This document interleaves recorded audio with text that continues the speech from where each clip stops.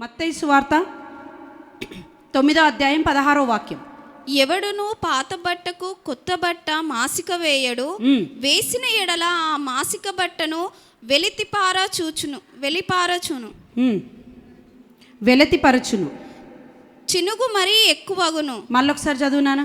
ఎవడును పాత బట్టకు కొత్త బట్ట మాసిక వేయడు, ఎవడును పాత బట్టకు కొత్త బట్ట మాసిక వేయడు, వేసిన ఎడల ఆ మాసిక బట్టను వెలితిపరచును, చినుగు మరీ ఎక్కువగును. అర్థమైందన్న వాళ్ళు హల్లెలూయా. ఏమర్థమైంది?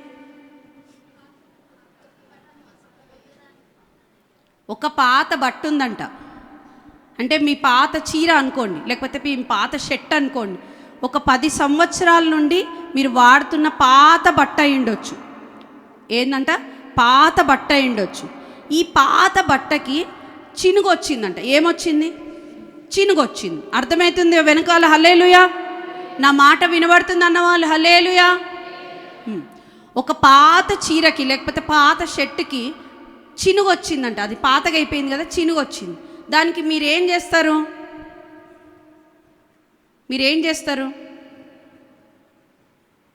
బైబిల్ ఏం చెప్తుందంటే, ఆ పాత బట్టకి ఒక వ్యక్తి ఏం చేస్తాడంట, కొత్త బట్టను చింపి, ఒక చిన్న బట్ట ఎక్కడ వరకైతే చినిగిపోయిందో ఆ చినిగిపోయినంత వరకు కొత్త బట్టను తీసి మాసిక వేశాడంట.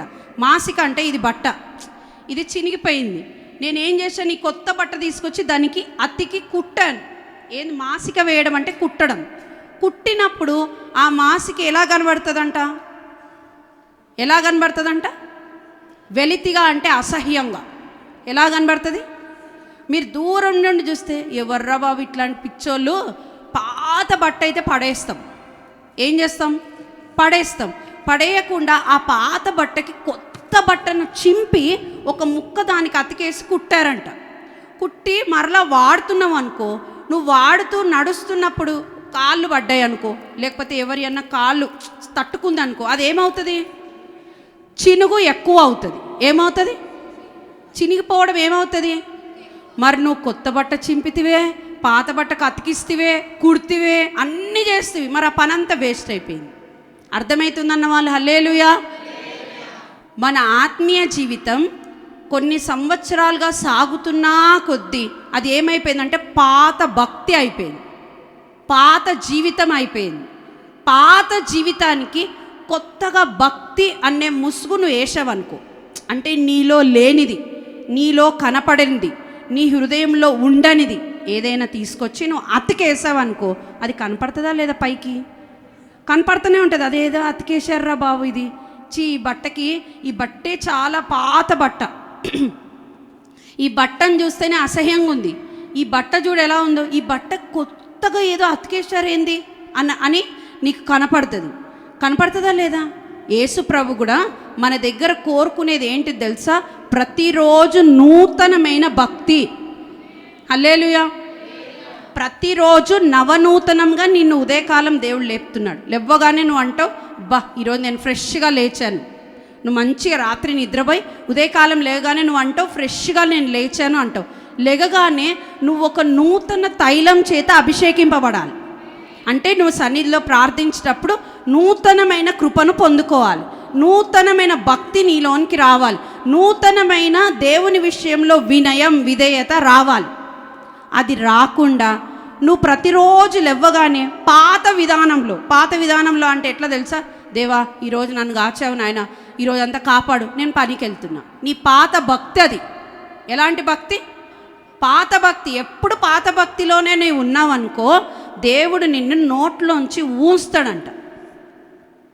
అదేందక్క నువ్వు అనొచ్చు. నేను చెప్తలేను, ఏం చెప్తుంది? వాక్యం చెప్తుంది.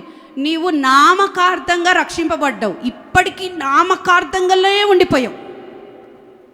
ఎన్ని సంవత్సరాల విశ్వాసం అంటే 20 ఏళ్ళు మందిరానికి వచ్చినావు. మరి ఏమైనా నీలో ఆత్మలో ఎదుగుదల ఉందా అని దేవుడు చూస్తాడంట. పాత తిత్తిలో కొత్త ద్రాక్షారసం ఎవరైనా పోస్తారా? పాత తిత్తి అంటే ఏంటి తెలుసా? మేక తోలు ఉంటుంది కదా, మేక తోలుని సదన్ చేసి ఒక లెదర్ బ్యాగ్ లాగా రెడీ చేస్తారు ఆ పూర్వకాలంలో మేక తోలుతో. అర్థమవుతుందా? మేక తోల్ని ఇలా తయారు చేసినప్పుడు అందులో ఏం చేస్తారంటే ద్రాక్షారసం పోస్తారు, కొత్త తోల్లో కొత్త ద్రాక్షారసం పోసి పెడతారు. అది ఎన్ని సంవత్సరాలైనా నువ్వు తాగొచ్చు. అదే ఆ పాత తిత్తిలో ఆ పాత ద్రాక్షారసంలో నువ్వు కొంచెం కొత్త ద్రాక్షారసం పొయ్యగానే అది ఏమైపోతుందంటే ఆ బ్యాగ్ పిగిలిపోతుంది. ఏమవుతుందంట? పిగిలిపోయి అందులో ఉన్న పాత ద్రాక్షారసం కొత్త ద్రాక్షారసం బయటకు వస్తుంది. ఎందుకంటే ద్రాక్షారసంలో గ్యాసెస్ ప్రొడ్యూస్ అవుతాయి, గ్యాస్ ఎక్కువ ఉంటుంది అనమాట ద్రాక్షారసంలో. అది ఆ సంచిలో పోసినప్పుడు ఆ సంచి రెండింటిని ఇముడుకోలేదు. పాత ద్రాక్షారసాన్ని కొత్త ద్రాక్షారసాన్ని ఒక బ్యాగులో, పాత బ్యాగులో అది ఇముడుకోలేక పిగిలిపోయి చినిగిపోతుంది. ఆత్మీయ జీవితం ఎలా ఉండాలి తెలుసా?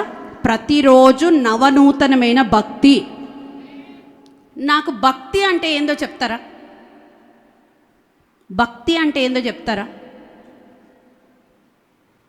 మీకు తెలుసు, కానీ అక్క ఏమంటుందో ఇప్పుడు అని మీరు చెప్పట్లేదు. భక్తి అంటే ఏందో చెప్తారా? భయం అంటే మీకు తెలుసు, భయం అంటే మనం భయపడాలి, లోబడాలి, భయం. భక్తి అంటే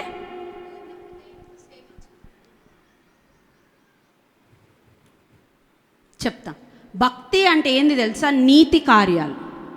హల్లెలూయా. భక్తి అన్యుడు చేస్తాడు, దేవుని బిడ్డ చేస్తాడు. మీకు అర్థం అవడానికి బాగా చెప్తున్నాను, మంచిగినండి. భక్తి అన్యుడు చేస్తాడు. ఇప్పుడు భక్తి చేయట్లేదా?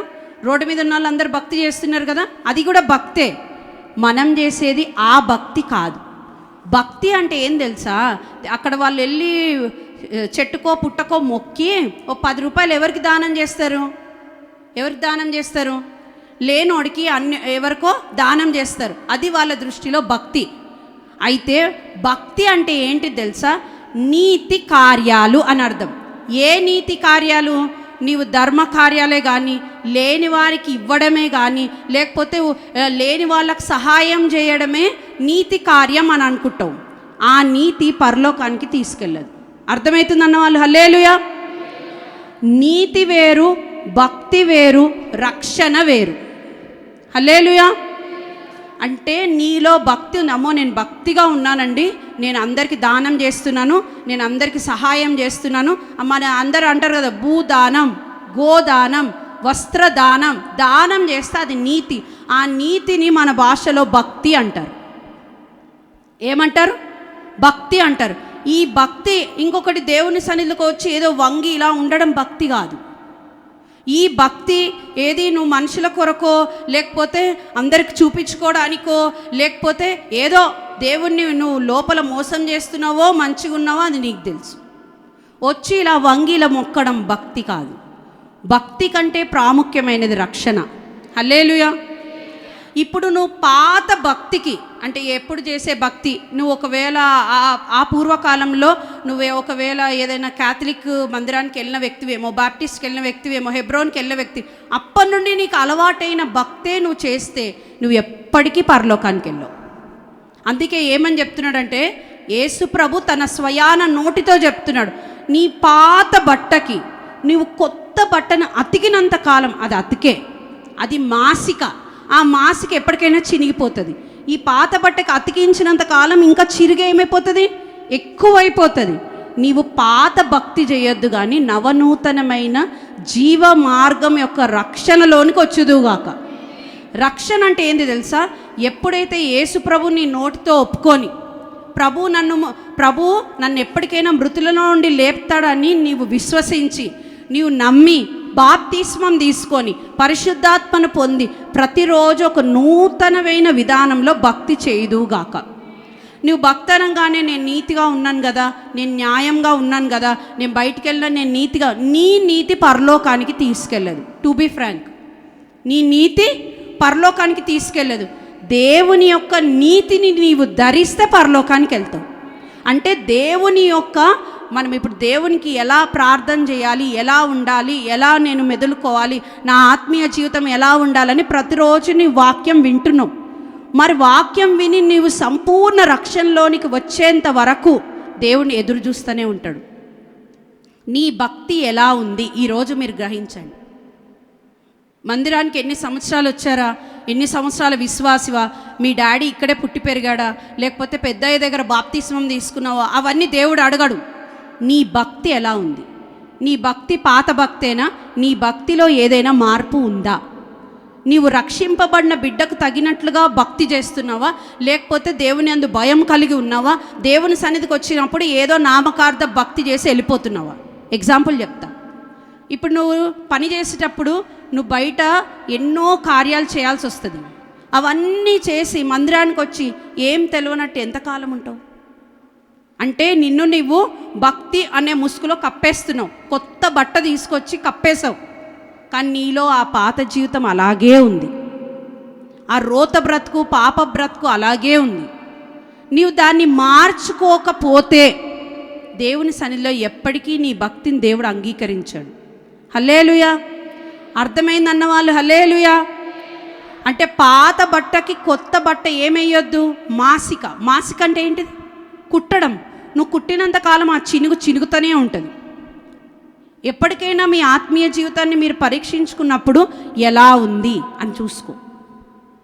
నీవు ప్రతిరోజు నిజమైన భక్తి చెయ్యనంత కాలం నీవు పాత బట్టవే, అది ఎప్పుడు చినుగుతూనే ఉంటుంది.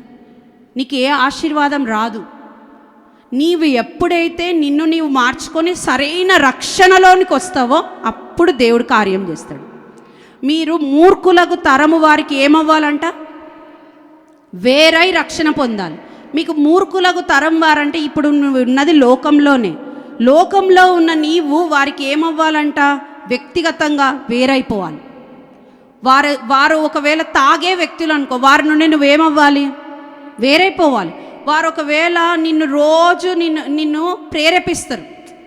నాకు తెలుసు చాలామంది ఏం తెలుసా, వాళ్ళకి స్వతహాగా ఏ అలవాటు ఉండదు, కానీ ఎవడికో అలవాటు ఉంటుంది, వాడు నిన్ను లాక్కొని వెళ్తాడు. నువ్వు వెళ్ళడం కూడా అదే కదా,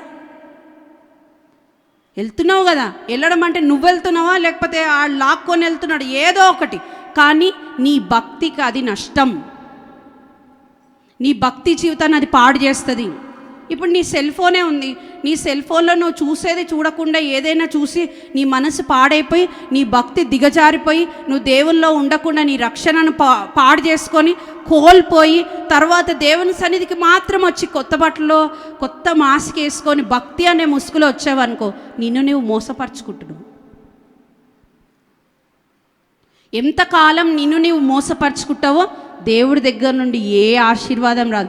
మీ దృష్టిలో ఆశీర్వాదం అంటే డబ్బేమో, మీ దృష్టిలో ఆశీర్వాదం అంటే ఇల్లేమో, మీ దృష్టిలో ఆశీర్వాదం అంటే పిల్లలేమో, మీ దృష్టిలో ఆశీర్వాదం అంటే సకల ఐశ్వర్యాలేమో.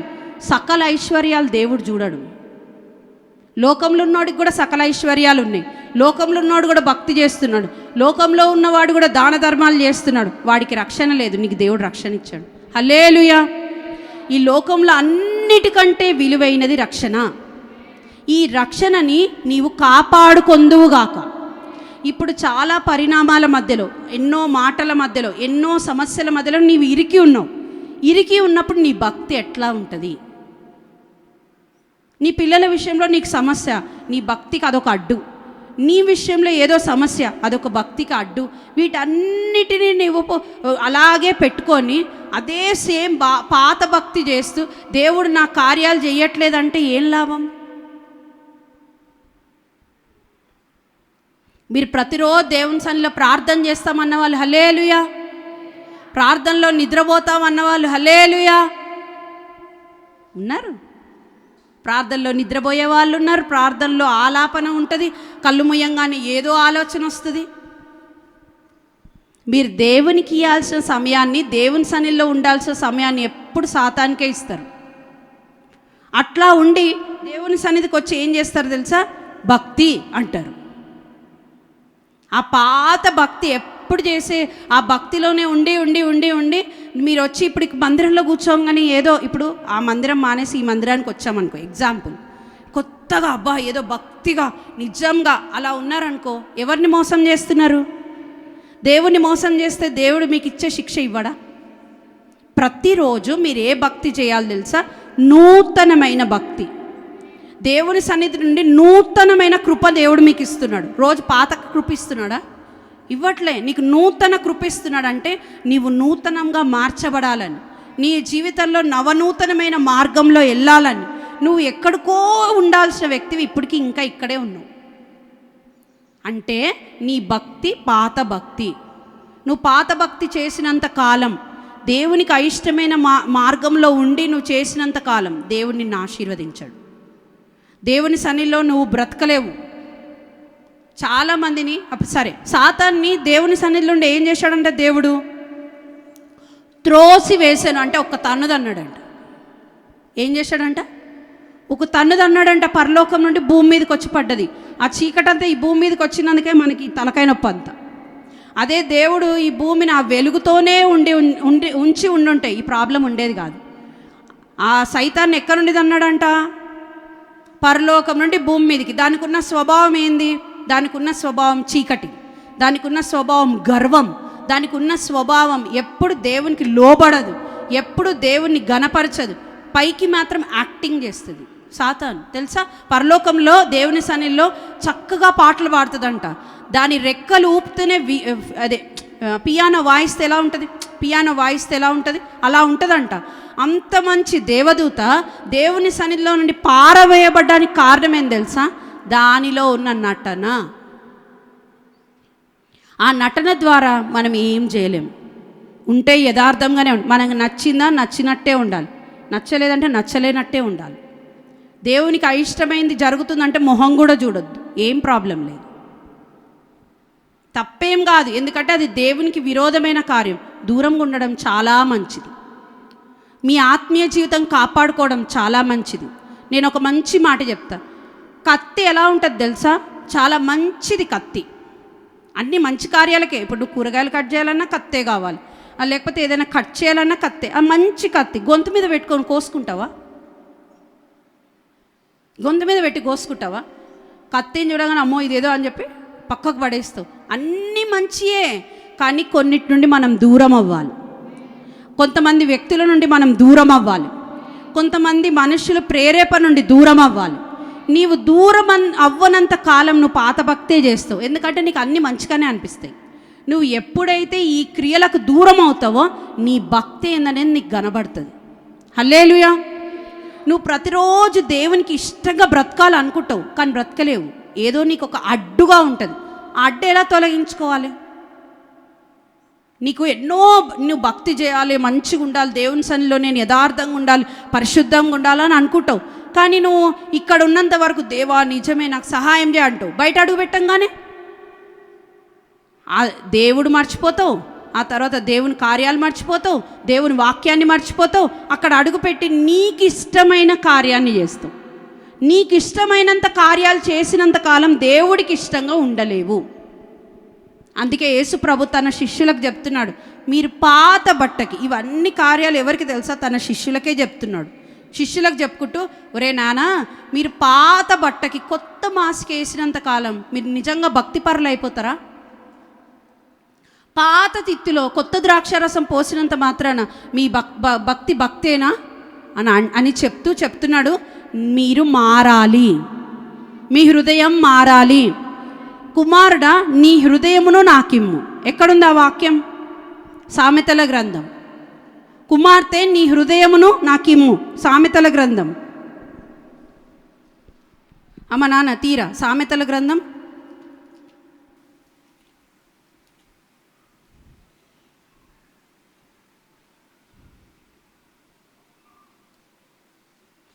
23వ అధ్యాయం 26వ వాక్యం.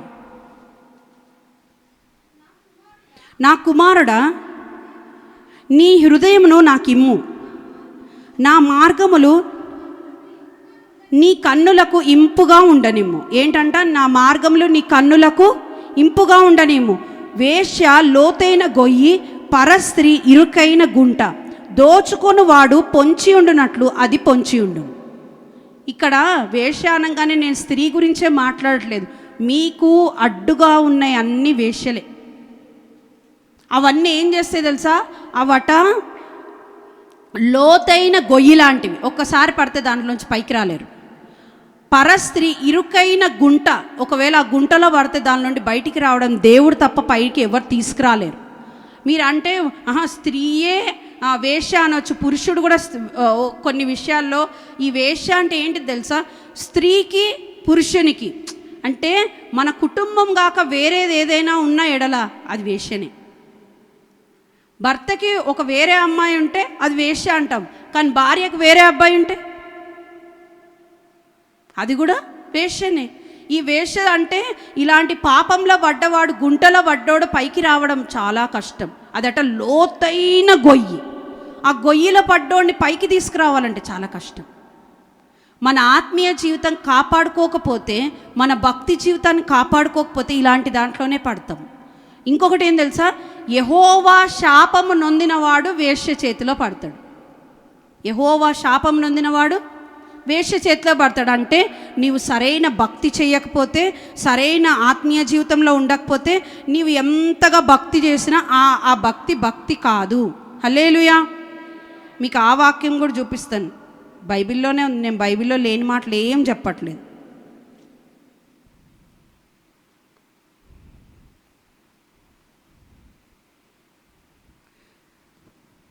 హల్లెలూయా. మీకు నా కుమారుడా నీ హృదయం నాకిమ్ము, నా మార్గములు నీ కన్నులకు ఇంపుగా ఉండనిమ్ము. తర్వాత వేశ్య లోతైన గొయ్యి, పరస్త్రీ ఇరుకైన గుంట, దోచుకొనివాడు పొంచి ఉండునట్లు అది పొంచి ఉండును. హల్లెలూయా. నిజంగా మనం దేవుని సన్నిధిలో ఉన్న వాళ్ళమైతే వీటన్నిటి నుండి దూరం అవ్వాలి. వీటన్నిటికీ దూరం అవ్వక మనం భక్తి చేస్తున్నాం అని అంటే ఆ భక్తే కాదు. హల్లెలూయా. ఈ యెహోవా శాపము నొందినవాడు, ఆ మాట ఉంటుందిరా నాన్న, యెహోవా శాపము నొందినవాడు వేశ్య చేతిలో పడతాడంట.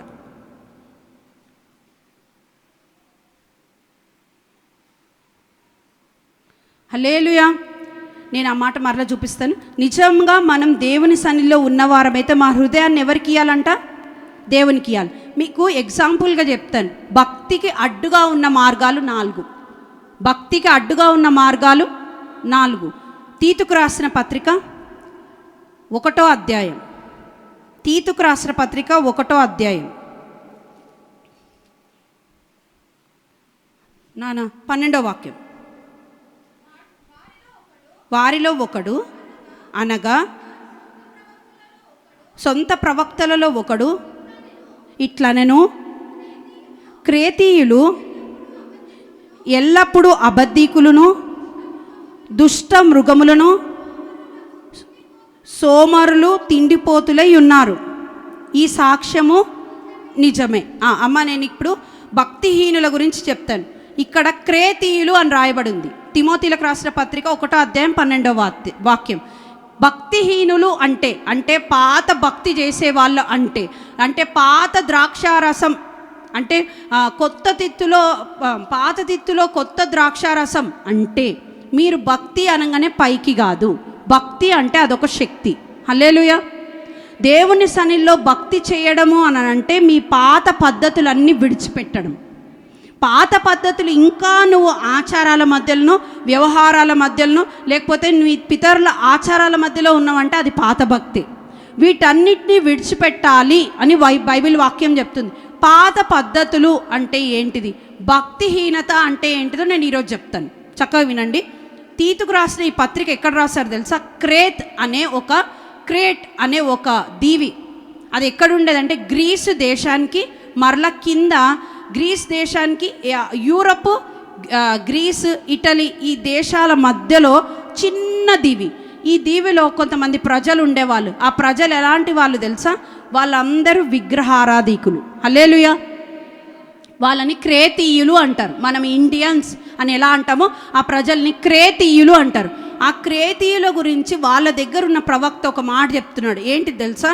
వారు ఫస్ట్ అబద్ధీకులు, రెండోది దుష్ట మృగాలు, మూడవదిగా సోమరులు, నాలుగవదిగా తిండిపోతులు. భక్తిహీనత ఎలా వస్తుంది మనలోనికంటే? అబద్ధాల వలన. ఎలా వస్తుంది? అబద్ధం చెప్పి మనం దేవుని సన్నిధికి వచ్చి భక్తి అంటే అది నిజమైన భక్తి. ఈ అబద్ధీకులు అందరూ మండుచున్న గుండంలో పడతారంట. ఎక్కడ పడతారంట? అంటే ప్రకటన గ్రంథం 21వ అధ్యాయం 8వ వాక్యం అనుకుంటా. అందరూ మంచి నోట్ చేసుకోండి. పిరికివారును, అవిశ్వాసులను, అసహ్యులను, నరహంతకులను, వ్యభిచారులను, మాంత్రికులను, విగ్రహారాధికులను, అబద్ధీకులు అందరు. నేను చెప్పానా, బైబిల్ చెప్పిందా? అబద్ధం చిన్నదా పెద్దదా? మన దృష్టిలో చాలా చిన్నదే, అబద్ధమే కదా అంటాం. అబద్ధీకులు అందరు ఎక్కడ పడతారంట? మండుచున్న అగ్నిగుండంలో పడతారంట. నీవు భక్తిహీనుడు అయిపోవడానికి ప్రతిసారి అబద్ధం చెప్పకు. అబద్ధాల వలన కుటుంబాలు కూలిపోతాయి. లేనిది పుట్టించకు, ఉన్నదే మాట్లాడు. హల్లెలూయా. అబద్ధీకులు అందరు ఎక్కడుంటారంట? మండుచున్న అగ్నిగుండంలో. మీ పనులలో అబద్ధాలు, మీ కుటుంబంలో అబద్ధాలు, నీకు ప్రాణ స్నేహితుల దగ్గర అబద్ధాలు, నీ భార్య దగ్గర అబద్ధం, నీ భర్త దగ్గర అబద్ధం, పిల్లల దగ్గర అబద్ధం. ఎంతకాలం అబద్ధం? అబద్ధాల వలన కుటుంబం కూలిపోతుంది. అబద్ధాల వలన కుటుంబం కట్టబడుతుందని నువ్వు అనుకుంటావు. అబద్ధాలు పాడు చేస్తాయి. యెహోవా శాపము నొందినవాడు వీటిలో పడతాడు. నాకు ఆ వాక్యం కనపట్లేదబ్బా, ఈ లైటింగ్ ఎక్కువైపోయి. నాన్న సామెతలు 20:22-14 చదువుతారా ఎవరైనా? చదవండి.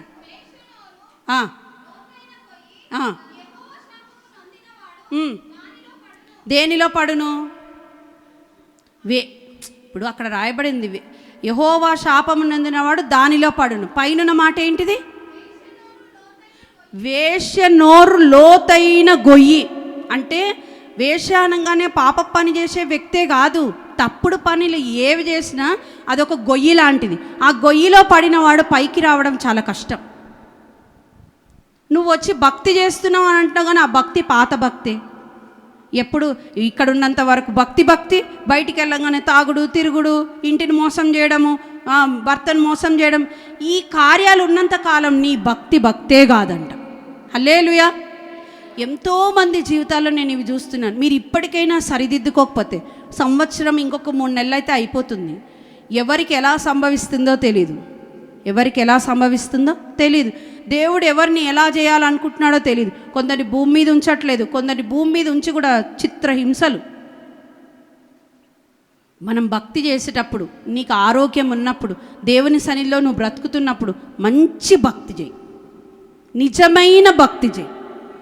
లోతైన గొయ్యి. 22వ అధ్యాయం సామెతల గ్రంథం 14వ వాక్యం. అందరు టిక్కు పెట్టుకోండి. ఆమె నోట్లో ఎందుకు పడతాడంట తెలుసా? నీవు చేసే భక్తి ఫస్ట్ స్టార్టింగ్ మంచి భక్తి, మెల్లమెల్లగా మందిరం రావడం మానేస్తావు. ఎవరో ఏదో అన్నారంటావు. నువ్వు నిజం చెప్తున్నావు, అబద్ధం చెప్తున్నావు, దేవునికి తెలవాలి. అంటే నీకు లోకం ఇష్టమై మందిరంలో ఏదో ఒక సాకు, మందిరానికి నేను రాను, ఇట్లా అన్నారు, నన్ను వాళ్ళు ఇలా చూశారు, వాళ్ళు అలా అన్నారు, వాళ్ళతో నీకేం పని? ఎవరితో పని లేదు. నీవు నీ దేవునికి కనెక్ట్ అవ్వడానికి వస్తున్నావు. వచ్చి చక్కగా మందిరానికి వచ్చి ప్రార్థన చేసుకో.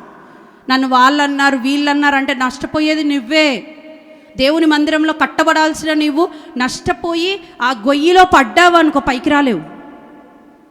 ఆ సాతాను ఏం చేస్తుంది తెలుసా? నిన్ను గొయ్యిలోనే వేయడానికి రెడీగా ఉంటుంది. యెహోవా శాపము నొందినవాడు ఆ గొయ్యిలో పడతాడంట. నువ్వు దేవుని శాపం అవసరమా? నువ్వు మంచి బిడ్డవి, దేవుని సన్నిధిలో ఉన్నావు. ఏ విషయంలో ఏ గోతిలో పడ్డావో నీకు తెలుసు. అబద్ధాల వలన పడ్డావో, దుష్ట మృగాల వలన పడ్డావో, లేకపోతే ఇక్కడ ఎంత మంచిగా ఉంది చూడు, ఈ 4 అడ్డుగా ఉంటే నువ్వు ఈరోజు తొలగించుకుందువుగాక. అబద్ధీకులను, దుష్ట మృగాలను, సోమరులు, తిండిపోతులు. దుష్ట మృగాలు అంటే మూర్ఖులు, ఎప్పటికీ మారరు, మూర్ఖమైన స్వభావం, ఎప్పటికీ చెప్తా ఉంటే క్రూరమైన స్వభావం. ఇక్కడైతే ఎంత మంచిగా ఉంటారు కదా, ఇంటికి వెళ్ళంగానే వాళ్ళ స్వభావం, వాళ్ళ మాట, బయటికి వెళ్ళంగానే అన్నీ మారిపోతాయి. మళ్ళీ దేవుని సన్నిధికి వచ్చి భక్తి చేస్తున్నామంట. ఆ పాత బట్ట ఉన్నంత కాలం నువ్వు పైకి రాలేవు. మీకు బైబిల్లో యేసు ప్రభువు సమరయ స్త్రీ దగ్గరికి వెళ్తాడు. ఆమె పాపపు బ్రతుకంతా యేసు ప్రభుకి తెలుసా తెలీదా? తెలుసు. ఆమె తెలిసినప్పుడు ఏమంటాడు తెలుసా? అమ్మా నాకు నీళ్ళు ఇవ్వు అంటాడు. ఆమె చేతిలో నీళ్లు తాగుతారు ఎవరైనా? తాగరు.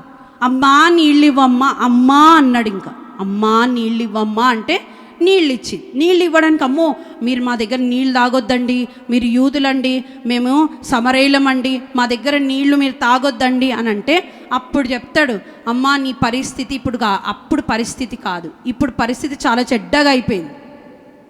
స్టార్టింగ్ అయినా ఒకటి, ఇప్పుడు ఎంతమంది ఉన్నారంట? 6 ఉన్నారంట. నీ బతుకు చాలా చెడ్డదమ్మా అని చెప్తాడు యేసుప్రభు. చెప్పిన వెంటనే ఆమె ఏమంటది తెలుసా? అమ్మో ఈయన నా జీవితం గురించి చెప్పాడు, ఈయన దేవుని కుమారుడు అని ఆమె దగ్గర ఉన్న కుండ విడిచిపెట్టేసిందంట. ఏం చేసిందంట? కుండ విడిచిపెట్టి ఆమె ఊరికెళ్ళి నా గురించి చెప్పినవాడు ఇక్కడ ఉన్నాడు, ఆయన గొప్ప ప్రవక్త, రండి అని చెప్పిందంట. కుండ విడిచిపెట్టనంత కాలం ఆమె బ్రతుకు పాత బ్రతికే. మరలా ఆమె ఆరాధన చేయడానికి కొండ మీదకి ఎక్కెళ్తుందంట. వాళ్ళు కూడా దేవుని ఆరాధన చేస్తారు. ఎలా ఆరాధన చేస్తారు? నటనతో ఆరాధన, భక్తిహీనమైన ఆరాధన, దేవునికి ఇష్టం లేని ఆరాధన. మీ జీవితంలో దేవునికి అయిష్టమైన కార్యాలు ఏమున్నాయి ఈరోజు తొలగించుకో. అబద్ధమే కదా అనుకుంటున్నావు. నేను ఇక్కడ మాత్రం మంచోడిని, ఇంటికి వెళ్ళిన తర్వాత నా భార్యను మూర్ఖంగా మాట్లాడటోండి, ఎవరిని చూడంగానే మూర్ఖంగా ప్రవర్తించటోండి. ఆ మూర్ఖత్వం పోవాలి. పిల్లల విషయంలో మూర్ఖంగా ఉంటారు కొందరు తల్లిదండ్రులు. ఒకరిని ప్రేమిస్తే ఒకరిని ప్రేమించరు. అదేందో నాకు ఇప్పటికి అర్థం కాదు. నా బైబిల్లో కూడా యాకోబు పెద్ద కుమారుడైన ఏశావుని ప్రేమించాడంట, తల్లేమో యాకోబుని ప్రేమించిందంట. ఈ 2 డీవియేషన్లు ఏంది? కన్నది వాళ్ళే కదా. మీరు మీ కడుపులో పుట్టిన పిల్లల్ని ఒకే రకంగా ప్రేమించాలి. హల్లెలూయా. కొందరు తల్లిదండ్రులకి ఇద్దరు, నాకు పెద్దోడు నీకు చిన్నోడు, నాకు చిన్నది నాకు పెద్దది. మా ఇంట్లో అట్లాంటిది ఏం లేదు. మనకి ఎన్ని కళ్ళు, మనకి ఎంతమంది పిల్లలున్నా మన కళ్ళే. వాళ్ళు తప్పు చేసినా ఒప్పు చేసినా మనం ఏం చేయాలంట? వాళ్ళకి మంచి మాటలు చెప్పుకొని, బిడ్డ ఇట్లా చెయ్యకే, పాప ఇట్లా ఉండకే, లేకపోతే నీ కొడుక్కైనా నానా ఇలా చెయ్యకే అని చెప్పుకోవాలి. కానీ వీడు వేస్ట్ గాడు, ఇది వేస్ట్ది అని అనంతకాలం నిజంగా నీ నోట్లోంచి ఏదొస్తే అదే వాళ్ళ జీవితంలో నెరవేరుతుంది. వేస్ట్ అన్నాం అనుకో, నిజంగా వేస్ట్ అయిపోతారు. తల్లిదండ్రులుగా మీరు ఆశీర్వదించండి, తల్లిదండ్రులుగా మీరు వారిని దీవించండి. ఎప్పుడు ఒకే రకంగా చూడండి. ఇంట్లో ఇన్ని పెట్టుకొని వచ్చి భక్తి అంటే ఏం భక్తి? ఏం భక్తి లేదు. నేను చెప్తున్నాను కదా, భక్తి అంటారు కానీ భక్తి లేదు, ఏం లేదు. దేవుడు మిమ్మల్ని మీ ఆత్మీయ జీవితాన్ని చూస్తాడు. మీరు ఇంకో కొంచెం కాలం అయితే మీరు పోయి మరణమై సమాధిలో ఉండాల్సిన వయసు. ఇప్పటికైనా మారాలి. ఇప్పుడు చిన్న లేదు పెద్ద లేదు, ఏ రోగాలు ఎలా వస్తున్నాయి, ఎవరు ఏమవుతున్నారు, చిన్నలు వస్తున్నారు పెద్దలు వస్తున్నారు, ఏం తెలీదు. మంచి భక్తి చేయుదుముగాక అంటే ప్రతిరోజు నూతనమైన భక్తి, నీలో నూతనమైన ఆత్మ పుట్టుకొని రావాలి. దేవుని సన్నిధికి వస్తున్నా, నేను చేసేస్తున్నా, భక్తి చేసేస్తున్నా, ఉపవాసం ఉంటున్నా, మారవు. అదే మాటలు, అదే నోరు, అదే అంతా. ఎప్పటికీ జీవితం మారదు. ఎప్పటికైనా మీ మమ్మీ డాడీని మీరు గనపరచరు, వాళ్ళు మిమ్మల్ని ప్రేమించరు.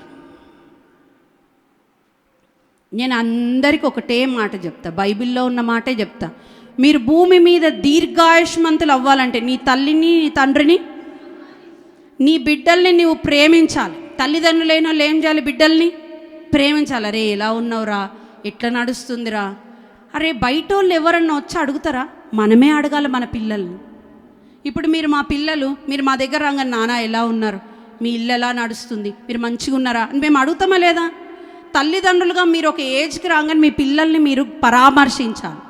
భక్తో అంటారు. ఏం భక్తి? మందిరానికి వెళ్ళినాం, పెద్ద మందిరానికి వెళ్ళినాం, చిన్న, నువ్వు ఏ మందిరానికన్నా వెళ్ళు, నీ జీవితం మారకపోతే అది భక్తే కాదు.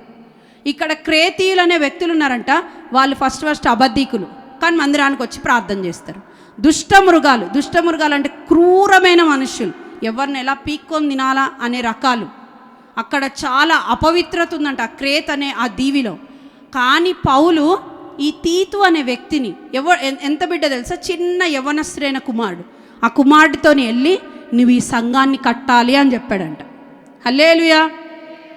ఇప్పుడు శేఖర్ని మధ్యలో నిలబెట్టి, అరే శేఖర్ ఈ సంఘాన్ని అంతా కాపాడు అని అంటే ఎలా ఉంటుంది?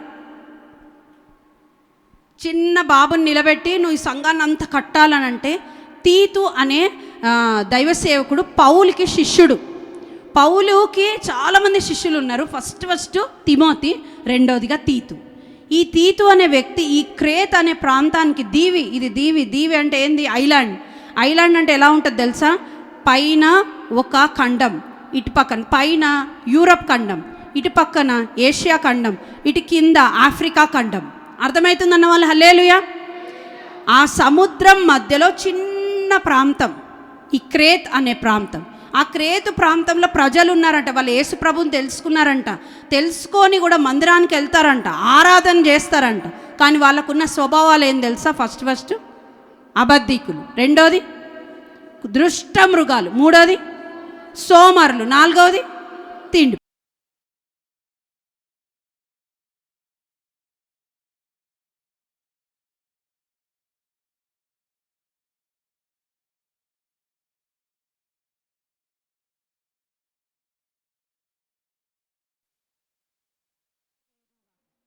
మొట్టమొదటిగా పవిత్రులైన పెద్దల్ని నియమించు. ఇందులో ఈ తీతు రాసిన పత్రికలో 46 వాక్యాలు ఉన్నాయి. ఎన్ని వాక్యాలు? నా వెనకాల చెప్తారు ఎన్ని వాక్యాలు? 46 వాక్యాల్లో 46 వాక్యాలు కానీ సంఘానికి చాలా అవసరం. హల్లెలూయా. మొట్టమొదటిగా పెద్దలను నియమించు. ఆ పెద్దలు ఎలా ఉండాలంట తెలుసా? వారిలో లోపం ఉండొద్దంట. ఏముండొద్దు? లోపం ఉండొద్దు. లోపం ఉంటే వాళ్ళు అబద్ధికులు అయిపోతారు. ఏమైపోతారు అంటే ఆ లోపం ఎలా ఉండొద్దని చెప్తున్నాడు తెలుసా? ఎవడైనా 6వ వాక్యంలో నిందారహితుడు, ఏకపత్ని పురుషుడు, దుర్వ్యాపార విషయంలో నేరము మోపబడని వారై, అవిధేయులు కాక విశ్వాసులైన పిల్లలు గలవారై ఉన్న ఎడల అట్టి వాణ్ణి పెద్దగా నియమించు.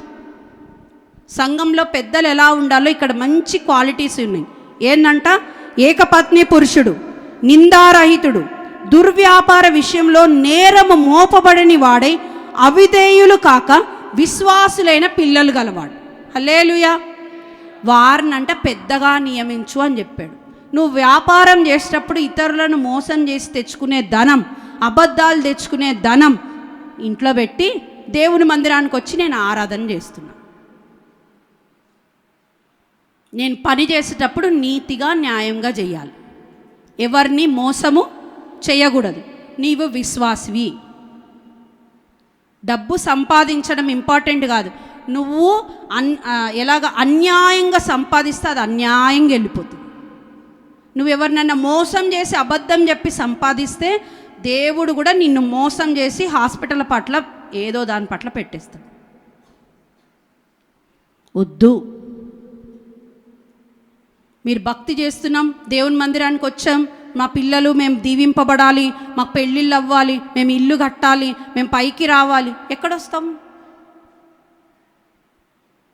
అందుకే అక్కడ చెప్తున్నాడు తీతు చాలా యవ్వన పిల్లోడికి తిమోతి చెరసాల్లో ఉండి రాస్తున్నాడు లెటర్.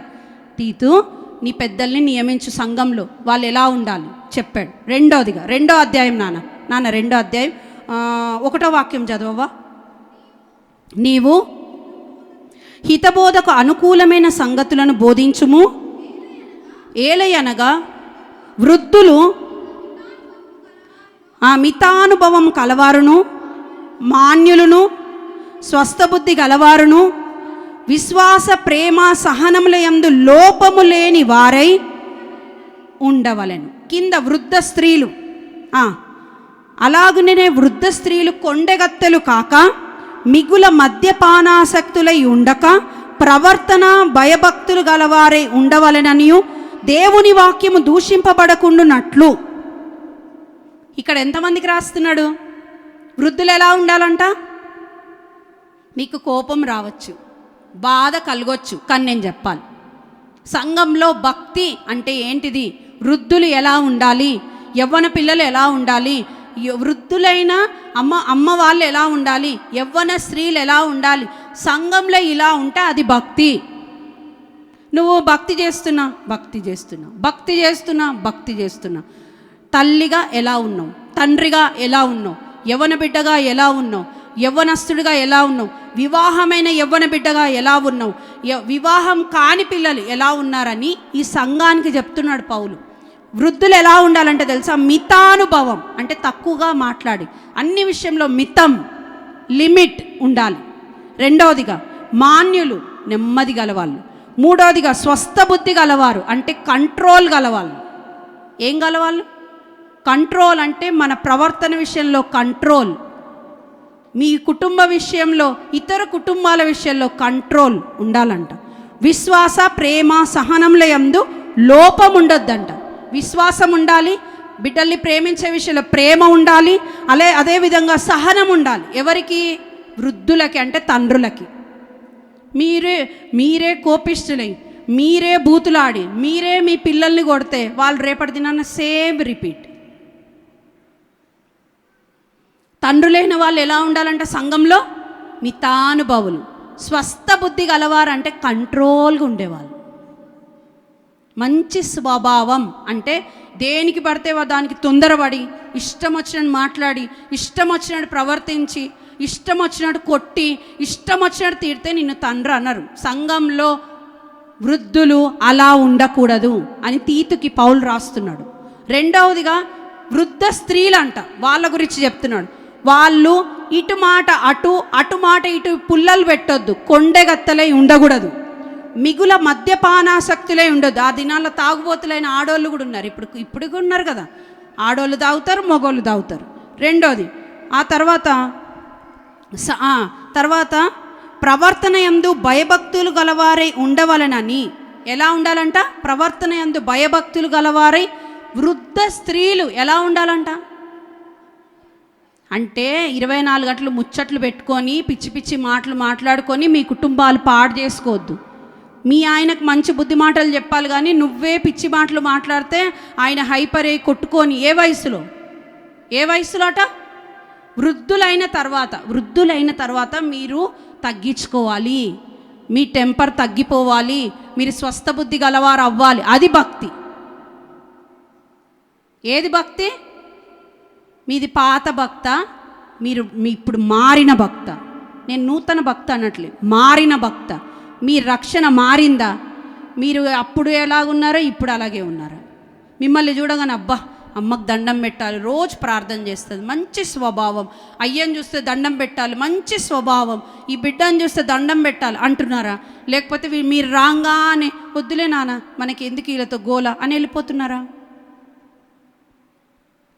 కుటుంబాల్లో గొడవలు ఉంటాయి, కుటుంబాల్లో అలజడులు ఉంటాయి, కుటుంబాల్లో సమస్యలు ఉంటాయి, కానీ మీరు మారాలి. పెద్దలు మారాలి, వృద్ధులు మారాలి, యవ్వన బిడ్డలు మారాలి. అందుకే అంటున్నాడు తీతుతో, నీవు ఆ సంఘాన్ని దిద్ది అంటే బాగు చేసి, వాళ్ళు నిజమైన భక్తి చేసే వాళ్ళుగా మార్చు. వాళ్ళలో 4 చెడ్డ స్వభావాలు ఉన్నాయి. వాళ్ళు తిండిపోతులంట, తిరుగుపోతులంట, మృగాలు అంటే దుష్ట మృగాలంటే ఇంకా నేను మన భాషలో చెప్తున్నా. తర్వాత అబద్ధీకులంట, సోమరులంట. ఈ అన్నిటి నుండి మారాలి. మనం అన్ని సోమరిగా ఉండి ఇక్కడికి వచ్చి దేవా భక్తి ఏసయ్య అన్నాం అనుకో, ఏం భక్తి? అప్పుడు గుర్తుపెట్టుకో, పాత బట్టకి నువ్వేమేస్తున్నావు? అతికేస్తున్నావు, ఎప్పటికైనా చిరిగిపోతుంది. దేవుని దగ్గర తేలిపోతావు. నువ్వు దేవుని సన్నిధికి వచ్చి భక్తి చేశాను, యవ్వన బిడ్డనై భక్తి చేశాను అని అనుకుంటున్నావు. నీ భక్తే కాదు, ఎప్పటికీ ఏదో ఒక రోజు ఆయన లెక్క తీసే రోజు వస్తుంది. ఆ లెక్క తీసినప్పుడు అప్పుడు ఉంటుంది కథ. హల్లేలుయా. అర్థమవుతుందన్న వాళ్ళు హల్లేలుయా. మనం ఏ భక్తి చేయొద్దు? పాత భక్తి. ఏ భక్తి? నువ్వు రక్షింపబడిన కొత్తలో ఏదో నమ్మకంగా 10 రోజులు వచ్చావు, తర్వాత మారిపోయావు, మరలా లోకంలో పడిపోయావు, మరలా తాగుల్లో పడిపోయావు, మరలా బూతుల్లో పడిపోయావు, మరలా తిట్టడంలో పడిపోయావు, మరలా మోసంలో పడిపోయావు, అబద్ధంలో పడిపోయావు. ఆ భక్తంతా మూట కట్టుకొని వచ్చి ఆదివారం ప్రార్థన. ఆ భక్తి దేవుడికి ఇష్టం లేని భక్తి. హల్లేలుయా. మూడోది చెప్తున్నా వినండి. వృద్ధులకి, వృద్ధ స్త్రీలకి, ఇప్పుడు యవ్వన స్త్రీలకి దేవుని వాక్యం దూషింపబడకుండానట్లు యవ్వన స్త్రీలు తమ భర్తలకు లోబడి ఉండి తమ భర్తలను శిశువులను ప్రేమించువారును స్వస్థ బుద్ధి గలవారును పవిత్రులను ఇంట ఉండి పని చేసుకుని వారును మంచివారనై ఉండవలనని బుద్ధి చెప్పుచు మంచి ఉపదేశం చేయువారై ఉండాలి. ఎవరికి చేయాలి మంచి ఉపదేశం? మీ భర్తలకి. ఇక్కడ అన్ని క్వాలిటీస్, నేనేమి వేరే భాషలో చెప్తలేదు, తెలుగులోనే చెప్తున్నా. యవ్వన స్త్రీలు ఎలా ఉండాలంట? భర్తలకు లోబడాలి. ఇప్పుడు భర్తలకు లోబడం ఏమని పిలుస్తుంది? ఓ రవి ఎక్కడున్నావు? ఇప్పుడు మన వాళ్ళు పిలిచే ట్రెండ్ అనమాట. ఓ రవి ఎక్కడున్నావు అని అంటారు. ఇంటికి రాగా ఎవరబ్బాయి రవి అని చూస్తే వాళ్ళ ఆయన. బా ఏ మర్యాద! ప్రేమగా పిలిచే పిలుపు వేరు, దేవునికి అయిష్టంగా పిలిచే పిలుపు వేరు. చాలామంది ఎట్లా పిలుస్తారు? ఏందిరా, పోరా, ఇదిరా, అదిరా అని అంటారు. అంటే రా అంటే ఆ రా కాదక్క, పోనీ లేరా అన్నరా అక్క అంటారు. నాతో అంటావు, దేవునితో ఏమంటావు? అమ్మల్లారా నేర్చుకోండి, అమ్మల్లారా. మీరు రారా పోరా అన్నంతకాలం నీ బతుకు అట్లనే ఉంటుంది. ఒక రికగ్నేషన్ లేని బతుకు. ఎవ్వరు మిమ్మల్ని పట్టించుకోరు. అబ్బాయి మన చాలు, ఇంకెందుకు మనం బతికి భూమి మీద? అందుకే యవ్వన స్త్రీలకు చెప్తున్నాడు. నేను అబద్ధం చెప్పానా? వాక్యం చెప్పానా? నేను వాక్యమే చెప్తున్నా కదా. మనం భక్తి చేశాం రా నాయన, భక్తి చేశాం. నీకు నిజం చెప్తున్నా, ఎంత కోపం వచ్చినా నువ్వు కొన్ని విషయాల్లో తగ్గించుకోవడం చాలా మంచిది. నిన్ను నువ్వు తగ్గించుకో, నీ కుటుంబం చూడు చాలా పైకి వస్తుంది. నువ్వు ఓర్చుకో, నీ కుటుంబం చాలా పైకి వస్తుంది. ప్రతిరోజు ఇది లేదురా, అది లేదురా, ఇక అమ్మో ఇంకా రామించి దిగేదే ఉండదు. ఇక్కడ రాగానే మాత్రం మంచిగా వేసి దేవా స్తోత్రం అని అంటారు. ఆయన నీ భక్తిని చూసి పొంగిపోతాడు. అమ్మ మీ కుటుంబంలో కష్టం వస్తుంది, బాధ వస్తుంది, వేదన వస్తుంది. కానీ కొన్ని విషయాల్లో నీ ఏమంటారు, హద్దు దాటి వెళ్ళొద్దు. నీకు ఒక హద్దు ఉంది, ఆ హద్దులోనే ఉండు. విశ్వాస, ప్రేమ, పిల్లల్ని ప్రేమించాడు. ఇప్పుడు పిల్లల్ని ప్రేమించేటోళ్ళు కరువైపోయారు. వాళ్ళు ఎప్పుడు సస్తారో, వీడికి ఎప్పుడు సావు వస్తుందో, దీనికి ఎప్పుడు సావు వస్తుందో అని అంటది తల్లి. ఎవరిని? కన్న కొడుకుని. ఎవరిని? కన్న కూతుర్ని. ఎవరిని? భర్తని. ఎప్పుడు సావు వస్తుందో, ఎప్పుడు చస్తాడో మీకు తెలియదు. నేను ఇంకా వర్ణించే అవసరమే లేదు. మళ్ళీ వచ్చి భక్తి. అందుకే యేసుప్రభు ఏమన్నాడంటే, పాత బట్టకి కొత్త అతకేయకండి అమ్మా, మీరు కొత్త బట్టగా మారండి. హల్లెలూయా. మీకు ఎన్ని కష్టాలు వచ్చినా దేవుని సన్నిధిలో ఒక్కసారి ఎప్పుడైనా చెప్పావా? ఎప్పుడు చూసినా మా మామని తీసుకొస్తా, మా అన్నని తీసుకొస్తా, వాడికి చెప్తా, వీడికి చెప్తా అని అంటావు. వాళ్ళకి చెప్తే నీకు ఏ సమస్యకు సాల్వ్ ఉండదు. వాళ్ళు వస్తారు, 10 నిమిషాలు సాల్వ్ చేస్తారు, మంచిగుంటున్నానా, ఏదో కోపంలో అనేస్తాడు అని అంటారు, వెళ్ళిపోతారు. నువ్వెవరికి చెప్పాలి తెలుసా? దేవునికి చెప్పాలి. దేవునికి చెప్తే మీ భర్తలో మంచి పరివర్తన దేవుడు తెస్తాడు. మీలో ఒక పరివర్తన దేవుడు తెస్తాడు. దేవా నేను మారాలి, నేను బాగవ్వాలి, నేను మంచి భక్తి చెయ్యాలి. ఇప్పుడు 2026 ఆగస్టు 2వ వారం, అంతేనా? ఇంకొక 4 నెలలు అయితే ఈ సంవత్సరం కూడా అయిపోతుంది. ఏం జరిగింది ఇంతవరకు నీ జీవితంలో? ఈ సంవత్సరం నువ్వేం సాధించావు భక్తి చేసి? ఏమైనా నీకంటూ ఒక సాటిస్ఫాక్షన్, బా నేను ఇంత మంచి భక్తి చేసుకున్న, దేవుడు నాకు ఇట్లా తోడుగా ఉన్నాడు, నాకు ఇలా జరిగింది అని చెప్పు. ప్రతిరోజు కొట్టుకుంటూ, తిట్టుకుంటూ, అనుకుంటూ ఇది కుటుంబం అవ్వదు. మీరు 10 కుటుంబాలను నడిపిస్తలే, మీ ఒకటే కుటుంబం. ఒక భార్య, ఒక భర్త, 2 3 పిల్లలు. మా అంటే అత్తనో మామనో లేకపోతే ఇంకెవరో 2 3, అంతేనా? ఈ కుటుంబాన్ని నడిపించడానికి మీరు సముద్రం ఈదొచ్చినంత లెక్క చెప్తున్నారు. మరి ఒక్కొక్కరు కొన్ని 100 కుటుంబాలు నడిపిస్తారు. మరి వాళ్ళకి ఎన్ని టెన్షన్లు ఉండాలి? ఇప్పుడు సంఘాలు నడిపించే వాళ్ళకి ఎన్ని టెన్షన్లు ఉండాలి? ఆర్థికంగా ఎన్ని సమస్యలు ఉండాలి? మీ కుటుంబం ఒక్కరోజు భోజనం పెట్టడానికి ఎంత అవుతుంది? నెలకు ఎంత అవుతుంది? లెక్క కట్టుకోండి. మరి సంఘానికి ఎంత అవుతుంది?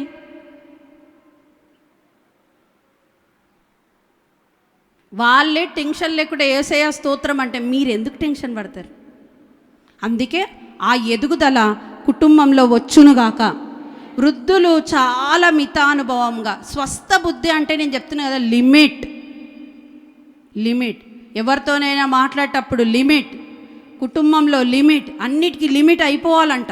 అలా అయితే కుటుంబం బాగుపడుతుంది, విశ్వాసంలో ఎదుగుతుంది, ప్రార్థనలో ఎదుగుతుంది, కుటుంబంలో ఎదుగుతుంది. మీరు ఇంకా ఎదగలేని స్థితిలో, అదే స్థితిలో ఉన్నారంటే పాత భక్తి. ఆ పాత భక్తి పోవునుగాక. 3వది, ఇంకొక లాస్ట్ చివరి మాట చెప్తున్నాను. ఇక్కడ యవ్వన స్త్రీల గురించి చెప్పారు. వాళ్ళ పిల్లల్ని ప్రేమించాలి, స్వస్థ బుద్ధి గలవారై, పవిత్రులై, ఇంట ఉండువారై, మంచివారై, ఉపదేశం బోధించేవారై ఉండాలి. అలాగే యవ్వన పురుషులకు 6వ వాక్యంలో అటువలనే స్వస్థ బుద్ధి గలవారై ఉండవలనని యవ్వన పురుషులకు హెచ్చరించుము. పరపక్షమందున్నవాడు మనలను గూర్చి చెడు మాట ఏదియూ చెప్పనేరక సిగ్గుపడునట్లు అన్నిటి అందు నిన్ను నీవే సత్కార్యముల విషయంలో మాదిరి కనపరుచుకుము. పరపక్షమందున్నవాడు అంటే సాతాను. మీరు దేవుని పోలిక, మగపిల్లలందరూ దేవుని పోలిక, దేవుని స్వరూపం, దేవుడిలాగే మిమ్మల్ని సృజించారు. పరపక్షమందున్నాడు అంటే సాతాన్ మీ మీద ఏ నింద వేయకుండా బతకాలంట.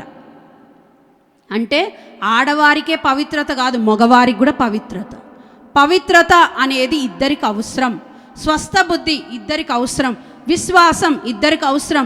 ప్రేమ ఇద్దరికి అవసరం. మాదిరి ఇద్దరికి అవసరం. యవ్వన పిల్లలకైనా అవసరం, పెద్దవాళ్ళకైనా అవసరం, అందరికి అవసరం. మీరు ఇవి నేర్చుకోకుండా భక్తి అన్నారు అనుకో, వేస్ట్. ఇది భక్తి. ఇప్పటి వరకు భక్తి అంటే మీ దృష్టిలో ఏందో నాకు తెలియదు. భక్తి అంటే ఏం తెలుసా? దేవుని సన్నిధికి వచ్చి మోకాళ్ళ మీద ఉండి 2 చేతులు ఎత్తడం. జీవితం ఏమో చీకటి, పైకేమో వెలుగు. ఈ 2 మధ్యలో ఉన్నంతకాలం మనం బాగుపడం. భక్తి అంటే ఏంటి తెలుసా? నిజమైన భక్తి దేవుని ఎదుట ఏంటిది అని అంటే, ఎవరైతే లేని వారు ఉంటారో వారికి సహాయం చేయడం, అలాగే ఎవరైతే భర్త లేని వారు ఉంటారో వారికి సహాయం చేయడం, అది భక్తి అని వాక్యం చెప్తుంది. భక్తి అంటే నేనేం చెప్తున్నా తెలుసా? మీరు సరైన రక్షణలోనికి రావడం భక్తి. హల్లెలూయా. నా మనసుకు వచ్చిన మాట ఏం తెలుసా? మనం రక్షణలో కాపాడబడ్డం భక్తి. 20 ఏళ్ళు బాప్తీసం తీసుకొని బతుకు మారకపోకుండా ఉండడం భక్తి కాదు. నువ్వు ఏ మందిరానికన్నా పో, భక్తి ఇదే. ప్రతిరోజు నీవు నూతనంగా నీలో హృదయం పుట్టాలి. అందుకే అంటాడు కదా, నీ హృదయం నూతనం అవ్వాలి. కఠినమైన హృదయం ఏమవ్వాలి? కొందరు నీకు విరోధంగా లేచే వాళ్ళు ఉంటారు. వాళ్ళందరి విషయంలో మౌనం, మనకొద్దు. నిన్ను తిట్టే వాళ్ళు ఉంటారు, నిన్ను కొట్టే వాళ్ళు ఉంటారు, నిన్ను అపహాస్యం చేసే వాళ్ళు ఉంటారు. వాళ్ళందరినీ క్షమించి దూరంగా ఉండాలి. నిన్ను చూడగానే నవ్వే వాళ్ళు ఉంటారు, నిన్ను చూడగానే అపహాస్యం చేసే వాళ్ళు ఉంటారు. వాళ్ళ విషయంలో సమాధానమే కానీ దూరం. నువ్వు ఎంత డిస్టెన్స్ మెయింటైన్ చేస్తే నీకు అంత సమాధానం. హల్లెలూయా. నిన్ను అపహాస్యం చేసే వాళ్ళందరికీ ఎలా ఉండాలంటే తెలుసా? చాలా దూరంగా ఉండాలి. ఫోన్లో ఆ నెంబర్ లేకపోవడం కూడా చాలా మంచిది. హల్లెలూయా. మిమ్మల్ని అపహాస్యం చేసే వాళ్ళకి నువ్వు ఎంత దూరంగా ఉంటే నీ విశ్వాసం అంత కాపాడబడుతుంది. ఎందుకంటే ప్రతిరోజు వాళ్ళతో మాటలు పడలేవు కదా. నువ్వు నిలబడినా తప్పే అంటారు, నువ్వు కూర్చున్నా తప్పే అంటారు, నువ్వు మాట్లాడినా తప్పే అంటారు, నువ్వు లేచినా తప్పే అంటారు. ఈ తప్పని తప్పులేంచే వాళ్ళతో మనకేం పని? దూరంగా ఉన్నావు అనుకో, హాయిగా ఉంటుంది నీ లైఫ్. నేను ఎన్నో జీవితంలో మేము చిన్న పిల్లలు ఉన్నప్పటి నుండి తండ్రి లేకుండా పెరిగాం కదా, ఇవన్నీ పడి నాకు చాలా అలవాటైపోయింది. జీవితంలో మనం పైకి రావాలంటే కొన్ని పట్టించుకోవద్దు. జీవితంలో మనం ఇంకో ముందడుగేయాలంటే కొన్ని విషయాల్లో మనం దూరంగా ఉండాలి. అలా ఉంటే అది భక్తి. నీవు దేవుని సన్నిధిలో నమ్మకంగా భక్తి చేసుకో. దేవుని సన్నిధిలో యథార్థంగా ఉండు. నీవు పాత బట్టలాగా ఉండకు, నూతన వస్త్రంలాగా రెడీగా. నీకు నూతన వస్త్రం దేవుడు ఎందుకు ఇస్తాడో తెలుసా? నువ్వు నూతనంగా మారినప్పుడు. నువ్వు పాతగానే ఉన్నంత కాలం నీకు చెడ్డ మార్గంలో వెళ్ళడం చాలా ఈజీ, కానీ నిజంగా సత్య మార్గంలో వెళ్ళడం కష్టం. నిన్ను పాపంలో పడేయడం ఈజీ, నీవు జీవితంలో దేవుని కొరకు బ్రతకడం కష్టం. అలా బ్రతికిన వాళ్ళు చాలా పైకి వస్తారు. నేను ఎంతోమందిని నా కళ్ళతో ఈ చిన్న వయసులో నేను ఎంతోమందిని చూశాను. అమ్మ వాళ్ళని చూశాను, అయ్య వాళ్ళని చూశాను, కుటుంబాలను చూశాను, యవ్వన బిడ్డలను చూశాను, సంఘాలలో ప్రతి ఒక్కళ్ళని చూస్తున్నాను. మీరు నిజంగా దేవునికి భక్తి చేస్తే దేవుడు మిమ్మల్ని ఆశీర్వదించునుగాక. రెండోదిగా ఏంటి తెలుసా? ఈ తీతు పౌలుకి ఇవన్నీ సంఘాన్ని కట్టి, రెండోదిగా తీతు పౌలుకి ఏం చేస్తాడు తెలుసా? ఆయన అవసరాలు ఏ ఉన్నా తీర్చేవాడంట. హల్లెలూయా. ఇప్పుడు తీతుకి పెద్ద పరిజ్ఞానం లేదు, యవ్వన పిల్లోడు, చాలా చిన్న బిడ్డ. ఆ చిన్న బిడ్డకి దేవుడు అంత ఆర్థిక సహాయం ఎలా ఇచ్చాడో నాకు పెద్ద క్వశ్చన్ మార్క్. నిజంగా తీతు భక్తి పరుడని ఉంది. మీరు చరిత్ర చదవండి. తీతు గురించి చాలా అమూల్యమైన విషయాలు ఉన్నాయి. ఎప్పుడైనా నేను సపరేట్గా మీకు అర్థం అవడానికి ఇప్పుడు ఇంట్రొడక్షన్ ఇచ్చాను, అర్థం అవడానికి చెప్తాను. ఓన్లీ తీతు గురించే. తీతు ఎలాంటి వ్యక్తి, పౌలుతో ఎలా ఉన్నాడు, పౌలు ఎందుకు తీతుని ప్రేమించాడు, ఆ విషయాలన్నీ చెప్తా. చిన్న బిడ్డ అమ్మ, యవ్వన బిడ్డ, వివాహం కాలేని బిడ్డ, అన్యుడు, గ్రీసు దేశం నుండి వచ్చాడు. వచ్చి దేవుని వాక్యాన్ని పౌలు నోట్లో విన్నాడు. విని నేను ఏదైనా దేవుని కొరకు చెయ్యాలి అనుకున్నాడంట తీతు. అనుకోని ఒక మంచి భక్తిపరుడై చిన్న వయసులోనే సంఘాన్ని మెయింటైన్ చేసే సామర్థ్యం పొందినవాడు. అంటే భక్తి సామర్థ్యత ఇస్తుంది. నీవు భక్తి చేయనంత కాలం మీకు ఏ సామర్థ్యత ఉండదు. ఒక ఇంటర్వ్యూకి వెళ్ళి ఒక మాట్లాడే నోటి మాటే రాదు. ఎవరైనా ఎదుట ఏదైనా చెప్పడానికే రాదు. ఇంటర్వ్యూలో పాస్ అవ్వట్లేదంటే ఏం తెలుసా, నేను ఇప్పుడు అదే అంట, నువ్వు మంచి భక్తి చేయి, దేవుడు నీకు సహాయం చేస్తాడు. నువ్వు భక్తి చేయకుండా, ఒక దేవుని సన్నిధిలో కృప పొందకుండా, దేవుని సన్నిధిలో ఏం చేయకుండా నాకు అది రావాలి ఇది రావాలంటే ఎలా వస్తుంది? నేను ఎప్పుడు చెప్తా, ఎవరిన పిల్లలకు మరలా చెప్తా, అరే నీ భక్తి నీకు శక్తిని ఇస్తుంది. నువ్వు నిజంగా భక్తి చేయి, నీకు లోకంతో పని లేదు. మందిరానికి వస్తున్నావు, మంచిగా దేవుని సన్నిలో ఎదుగు, దేవుని సన్నిలో అడుగు, నీకు దేవుడు అన్ని ఇస్తాడు. నువ్వు సోమరివై తిండిపోతివై ఇంట్లోనే కూర్చొని ఉంటే ఏం రాదు. సోమరివై తిండిపోతువై ఇంటి దగ్గర కూర్చుంటే ఏమీ రాదు. కష్టపడు, నీ వయస్సు కష్టపడే సమయం. వృద్ధాప్యానికి వచ్చి వాళ్ళు కష్టపడగలరా? అయినా వాళ్ళు మీకోసం కష్టపడి 10 రూపాయలు నా కొడుక్కి ఇవ్వాలి, కూతురికి ఇవ్వాలి అంటున్నారు. కాబట్టి నీవేం చేయాలి? కష్టపడాలి. ఈ యవ్వన కాలంలో కష్టపడి చదవాలి. ఈ యవ్వన కాలంలో నీ కుటుంబంలో మాట వినాలి. మాట విన్నోడికి దేవుడు అన్న ఆశీర్వాదాలు ఇస్తాడు. మాట విననోడు ఎప్పుడు బాధపడుతూనే ఉంటాడు. ఇప్పుడైనా అరే నా మాట ఏంది అని అనుకుంటారు, కానీ తర్వాత నేను బాధపడే రోజు వస్తుంది. యవ్వన పిల్లలందరూ దేవుని సన్నిధిలో ఉందురుగాక. ఆ యవ్వన కుమారుడైన తీతంట దేవుని సన్నిధిలో అప్పగించుకొని నిజమైన భక్తి చేయడం వలన చిన్న వయసులో సంఘాన్ని కట్టాడు.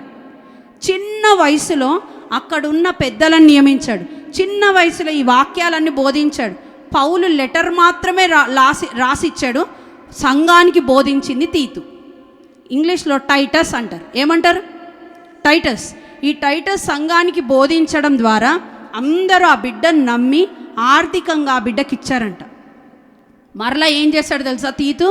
ఏ సంఘంలో అవసరం ఉందో, పౌలు కష్టాల మధ్యలో ఏ సంఘంలో ఉన్నాడో తెలుసుకొని ఈ ధనమంతా తీసుకెళ్ళి పౌలు చేతిలో పెట్టేవాడంట.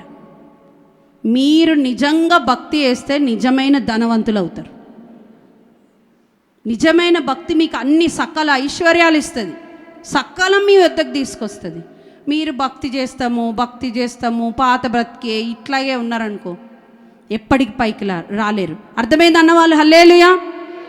మనం ఏ భక్తి చేయొద్దు? పాత భక్తి చేయొద్దు. మీరు నవనూతనంగా ప్రతిరోజు యేసయ్య కృపను, యేసయ్య ఆత్మను, యేసయ్య యొద్ద నుండి ప్రార్థనాత్మను పొంది నూతన సృష్టిగా మార్చబడాలి.